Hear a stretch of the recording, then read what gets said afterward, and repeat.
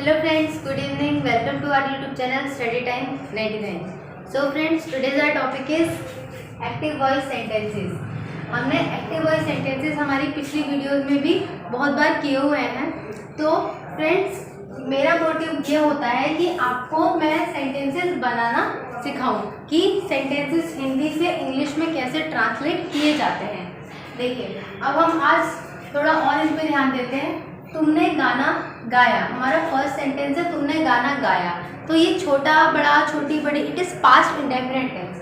तो तुमने के लिए हम क्या लगाते हैं? यू, और यहाँ पे वर्ब की सेकंड फॉर्म लगाते हैं यू सैंग दी, और यहाँ पे आएगा ऑब्जेक्ट यू सैंग दी सॉन्ग। तो जो सॉन्ग है वो क्या हो जाएगा? ऑब्जेक्ट हो जाएगा। फिर क्या वह कुर्सी धो चुका है, तो यहाँ पे चुका है चुकी आ रहा है ना यहाँ पे। अब वह है तो ही के साथ में क्या लगता है? ही के साथ में हैज लगता है। तो हैज ही। अब वॉश्ड, धोने के लिए क्या आता है? वॉश, और इसकी थर्ड फॉर्म आ गई है has he washed the chair. तो यहाँ पे हमने क्या लगाया? वर्ब की थर्ड फॉर्म लगाई। फिर हम आ चुके थे, तो यहाँ पे चुके थे है ना। अब इसमें देखने की जरूरत ही नहीं है कि हैज लगेगा या हैव, क्योंकि हैज और हैव यहाँ पे चुके थे में नहीं लगता, उसमें ओनली हैड लगता है। हम आ चुके थे, वी हैड कम, कम की थर्ड फॉर्म कम ही होती है। फिर तुमने मुझे क्यों डांटा, तो यहाँ पे क्या है? वाई, सबसे पहले वाई लगेगा क्योंकि बीच में क्या है? क्यों है।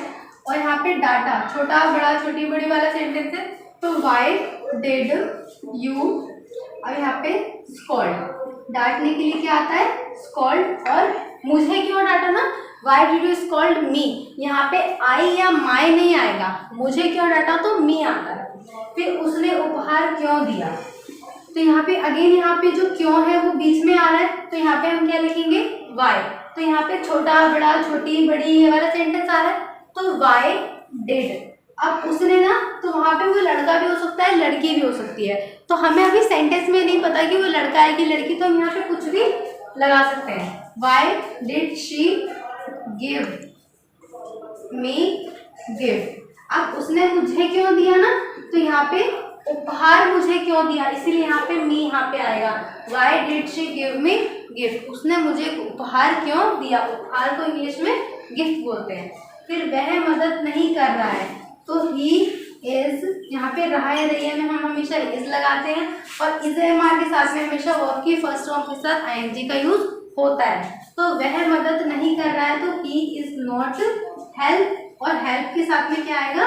आईएनजी, क्योंकि हेल्प हमारा क्या है? वर्ब की फर्स्ट फॉर्म है, एंड वर्ब की फर्स्ट फॉर्म के साथ में हम आईएनजी का यूज करते हैं। नाउ वह नहीं नहाता है, यहाँ पे नेगेटिव सेंटेंस है, तातीते वाला है, तो हमें क्या पता है? तातीते में डू नॉट और डज नॉट लगता है। तो वह नहीं नहाता है ना, तो यहाँ पे ही, और ही के साथ में लगता है does not, he does not अब बात। अब फ्रेंड्स, आप बोलोगे कि जो ही शी इट नेम इनके साथ में तो एस ई एस लगता है, आपने तो यहाँ पे एस ई एस में से कुछ भी यूज नहीं करा। तो हम नेगेटिव सेंटेंस में, मतलब जो फर्स्ट वाली लाइन होती है सिर्फ उसमें ही हम एस या ई एस का यूज करते हैं, बाकी की चारों लाइनों में हम S and E S use नहीं करते, इसीलिए हमने यहाँ पे भी यूज नहीं किया।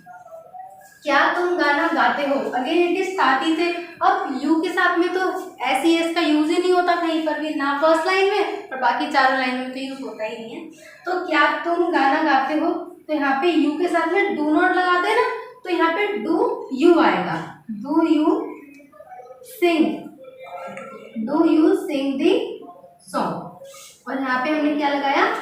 Question mark. क्वेश्चन मार्क क्यों लगाया? क्योंकि ये क्वेश्चन पूछ रहा है कि क्या तुम गाना गाते हो, तो do you sing the song, तो यहाँ पे हमने क्या लगाया? क्वेश्चन मार्क लगाया। ओके फ्रेंड्स, तो ये थे हमारे आज के कुछ यूजफुल सेंटेंसेस जो कि एक्टिव वॉइस से रिलेटेड थे। अब आप हमारे इस सारे एक्टिव वॉइसेस के सेंटेंसेस को क्या करिए? इसको आराम से पढ़िए।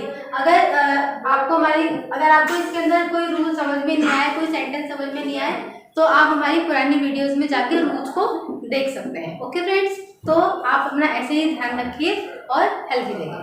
Thank you so much.